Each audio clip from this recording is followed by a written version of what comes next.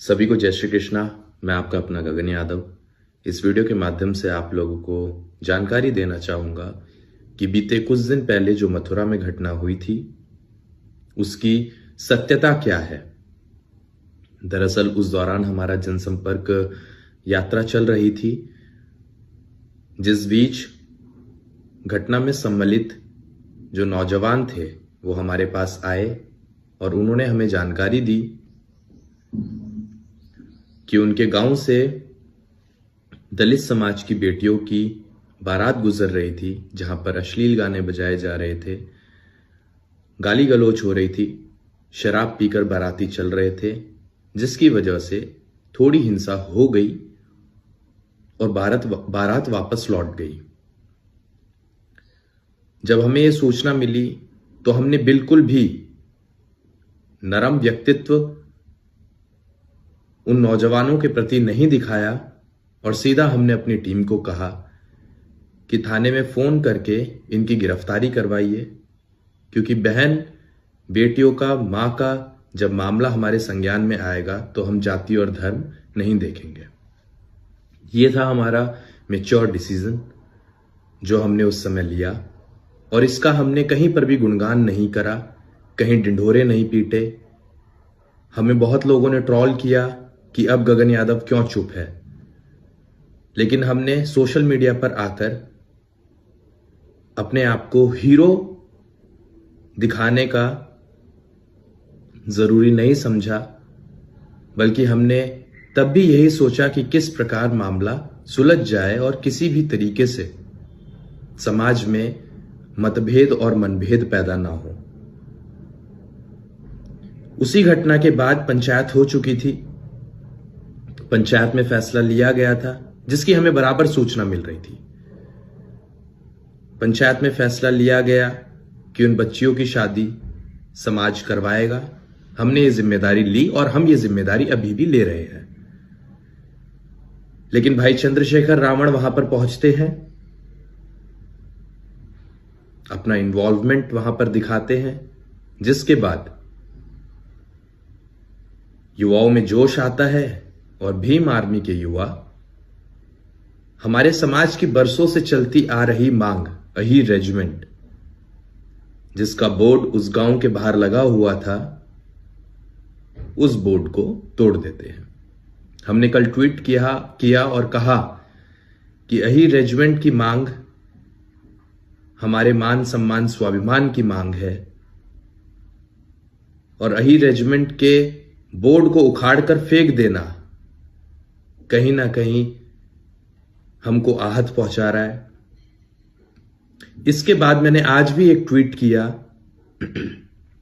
जिसमें मैंने यह कहा कि भाई चंद्रशेखर रावण होली के बाद अहीर रेजिमेंट का बोर्ड जो उनके कार्यकर्ताओं, उनके समाज, उनके साथियों द्वारा तोड़ा गया था, उखाड़ा गया था, उसे स्वयं आकर लगाएं और हम सम्मान के साथ अपनी दलित बहनों का विवाह कराने का जो रिस्पॉन्सिबिलिटी है, जिम्मेदारी है, वो लेते हैं। अब इन सब के बीच एक सामाजिक लड़ाई है जो मैं दोनों समाज के लोगों से कहना चाहूंगा। अगर चंद्रशेखर जी को ऐसा लगता हो या उनकी भीम आर्मी को ऐसा लगता हो कि हमारा नेता बड़ा है, लोकसभा में पहुंच चुका है,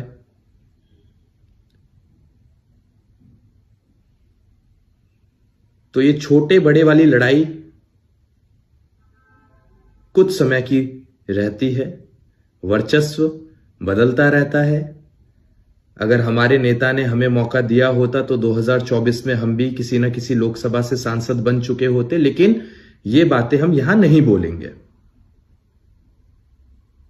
क्योंकि बात यहां पर सामाजिक है, राजनीतिक नहीं है। तो इस घटना को आप अगर राजनीति का रूप देना चाहते हैं और आपको ऐसा लगता है कि आप सांसद हैं तो आपके फैसले को ही स्वीकारा जाएगा, तो ये आपकी सबसे बड़ी भूल होगी।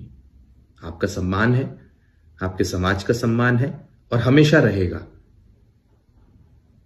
हमें इस लड़ाई में इस बात का भी ख्याल रखना है कि मां बहन बेटियों का कोई धर्म नहीं होता, उनकी कोई जाति नहीं होती। वो तो उस रंग की तरह हैं, जिस पानी में जिस तरीके से आप घोल देंगे वो वैसा ही रूप ले लेंगी। लेकिन राजनीति अगर आपको करनी है तो आप हमें बताइए, हम भी उस तरीके से अपना माइंड मेकअप करेंगे।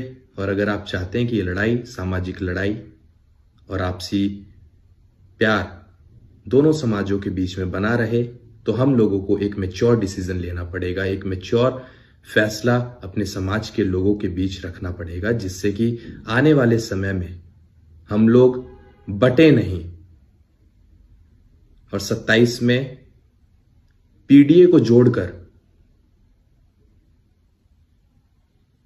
ऐसी सरकार बनाए जो हमारे नौजवानों को, महिलाओं को सम्मान देने का काम करे। लड़ाई बहुत बड़ी है। अगर हम आज इस दलदल में फंस जाएंगे तो इसका लाभ कोई और लेकर चले जाएगा और आप सिर्फ तालियां ही पीटते रह जाएंगे।